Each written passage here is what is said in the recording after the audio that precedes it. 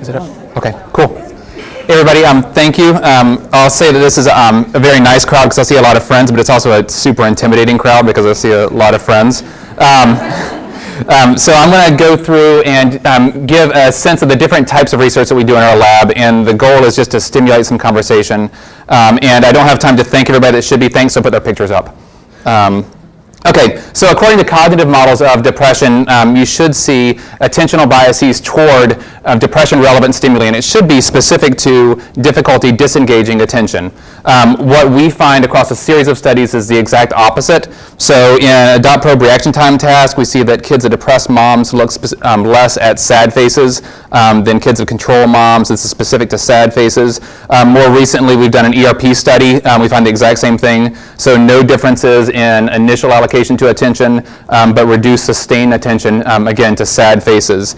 Maybe this is just because we have depressed kids, we're not using, or at-risk kids who aren't currently depressed, we're not using a mood induction. Maybe that's it. It's not.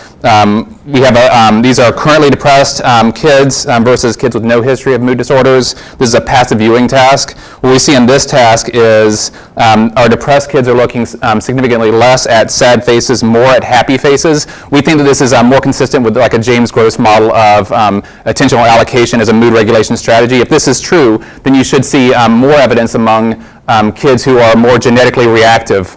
So we looked at HPA axis genes, and what we see is that among the kids of depressed moms, the kids who have more reactive genes, PGRS just means polygenic reactivity score.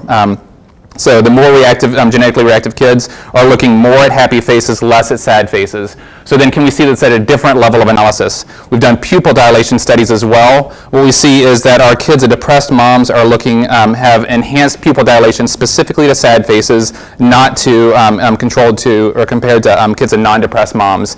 This enhanced pupil dilation also predicts time to major or depression onset over a 2-year follow-up. So it has predictive validity as well.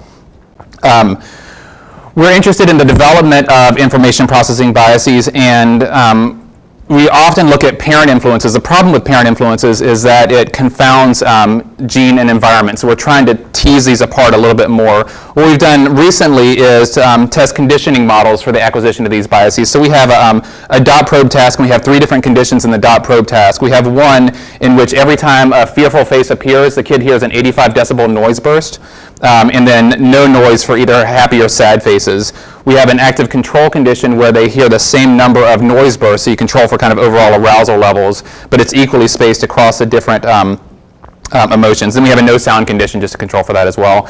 Then we put them in a novel task. This is a morphed faces paradigm, so we're using kid faces instead of adult faces, different stimulus set. What we see is that the kids who are in the active training condition, who always had the white noise burst paired with the fearful face, show enhanced LPP specifically to fearful faces. So you can see within session change in neural responding based on this conditioning. So we're also getting interested. So the problem with all these computer-based tasks is they have really good internal validity, terrible external validity probably. So we're trying to get into more naturalistic types of experiments. So now we're doing interaction tasks where we're having kids and parents. It's just a sample family. I don't know, they seem lovely to me. Where we have them come into the lab, they do a positive discussion, they do a negative discussion. During this, we collect EEG. These are emotive headsets, so they're wireless EEG. We also have full psychophys on them, and then we're recording them for behavior. I'm just focusing on the EEG stuff now because it's neat. And so we're looking here at just alpha asymmetry during the interaction task. We take the interaction task, we chunk them into 30-second bends, and then we are looking here at just the cross correlation of parent alpha asymmetry and kid alpha asymmetry, as well as the lagged relations on either side during the positive discussion and the negative discussion. What you see is that, one, you actually get cross correlations of alpha asymmetry during real live interaction tasks. You also see that it's stronger for negative discussions than for positive discussions. And then it's moderated by parent history of depression that I could talk about later if people want. We also see lagged effects too if you'd want to see that. Okay. Most recently, we started doing some cross-species studies. This is collaboration led by a grad student with a faculty member that I've been meaning to collaborate with for a decade. What we're interested in, so building from the George's talk this morning, cytokines and the role of cytokines and stress exposure. We are, my grad student is really interested in IL-33. I can tell people more about that later if they want to know.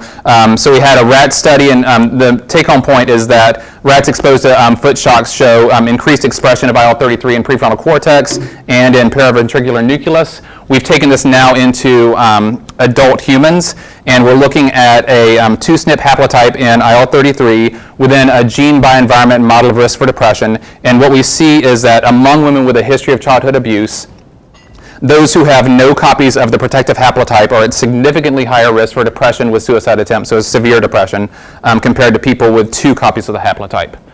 So we're trying to look at how early exposure to stress will impact later risk in life. Okay, thank you.